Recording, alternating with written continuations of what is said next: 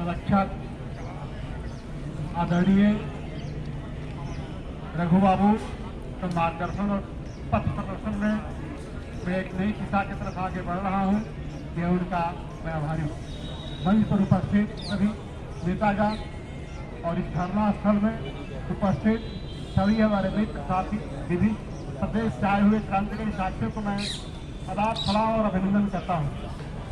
मित्रों, जो भी बुंदेलखंड नागरिक संघर्ष मोर्चा की जो मांगे हैं जीवन के सच्चाई से जुड़ी हुई है, इसे बरसों से अवहेलना किया जाता रहा है, यह बहुत ही निंदनीय है और वहाँ की आवाज, दबी हुई आवाज को आगे बढ़कर उठाने और इसे अंतिम चरण तक ले जाने के लिए जो भी साथी संघर्ष कर रहे हैं, मैं अपनी तरफ से उनके प्रति आभार हूँ, समर्थन करता हूँ और इस बात को फैलाने के लिए मैं दूसरी तरफ मित्रों, मैं एक छोटी सी बात बिहार के बारे में रखना चाहता हूँ। मित्रों, बिहार में आप जानते हैं कि कृषि प्रधान एरिया है, इसके बावजूद भी हर वर्ष बिहार के कुछ हिस्सों में पानी के चरणबंद हो जाते हैं और कुछ हिस्से सूखा रहते हैं। आखिर यह आजादी के समय से आज तक यह सिलसिला चल रही है किसानों के साथ। जब केंद्र सरकार और बिहार की सरकार गंगा जल की पानी गया जैसे पहाड़ी क्षेत्रों में ले जा सकती है, तो क्यों नहीं उत्तर बिहार की नदियों को दक्षिण बिहार की नदियों से जोड़कर तथा नहरों का एक योजनाबद्ध तरीके से निर्माण कर किसानों को खुशहाली और मजदूरों की खुशहाल पैदा कर सकती है।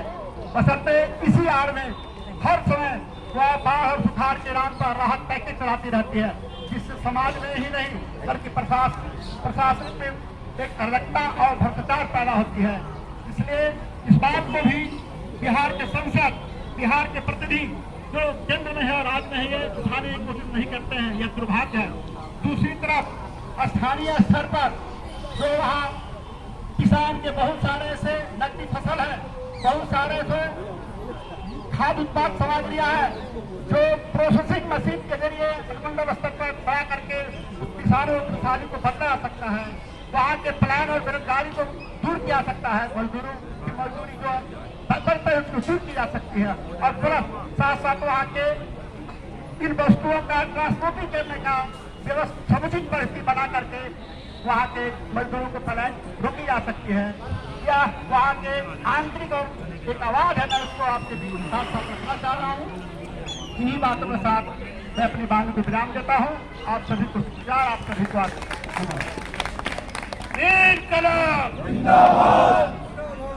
साथियों, पुन्ना पासवान जी ने बहुत बढ़िया बात बताई और हम लोग के सांसद में भी बात शामिल है। बुंदेलखंड में दो नदियां हैं, केन और बेतवा। केन बेतवा नदी को जोड़ने की बात करते हैं और ये बात बता दें कि हिंदुस्तान में अगर कुछ पहले एक व्यक्ति ने इस बात की मांग उठाई नदियों को जोड़ा जाए, उसका नाम था डॉक्टर रामाधव लोहिया। डॉक्टर लोहिया ने 63-64 के जमाने में बात कही थी कि देश की दो बीमारियां हैं, एक है बाढ़ और एक है सुखाड़। एक तरफ करोड़ों लोग बाढ़ से बर्बाद होते हैं, एक तरफ करोड़ों लोग सूखे से बर्बाद होते हैं और इनको जोड़ करके बाढ़ और सुखाड़ पाई। आज हिंदुस्तान की जो सरकारें हैं, हिंदुस्तान की जो अफसरशाही है, ये अफसरशाही ना बाढ़ को मिटाना चाहते हैं, सुखाड़ को, क्योंकि बाढ़ राहत के नाम पर अरबों का भ्रष्टाचार होता है और सूखा के राहत के नाम पर खर्च होता है। हमारे यहाँ के नौकरशाही और राजनीति के जो लोग हैं, लोग, वो तो खुश होता है कि चला रखे हुआ बाढ़ है। तो गाँव में किसान का जानवर बनता है, गाय बनती है, बैल बनता है, किसान खुश होता है। जब बाढ़ आती है, सूखा पड़ता किसान खुश होता है, नौकरशाही और नेता पसंद होते हैं। ये बढ़िया हुआ, सूखा पड़ गया, अब अपनी रात तो गाँव में कित होता है, जानवर के बनने पर खुश होता है। ऐसा हिंदुस्तान की राजनीति के नेता है, सत्ताधारी लोग जो गिद्ध के समान है, जो अब मैं अपनी बात करेंगे संक्षिप्त में। डॉक्टर सुभाष का बुलाऊंगा, वो आए और 5 मिनट के भीतर बात पूरी करें, उसने मुझे प्रभाव नहीं पड़ा।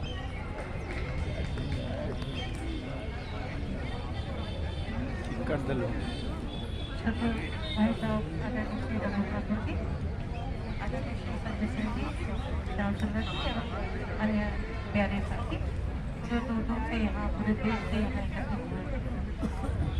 आज हम लोग जो आंदोलन के लिए यहाँ इकट्ठे हुए हैं, के लिए इकट्ठे हुए हैं, दरअसल अभी तक भी जो चीज़ें हमको मिली हैं वो आंदोलनों से ही प्राप्त हो पाई।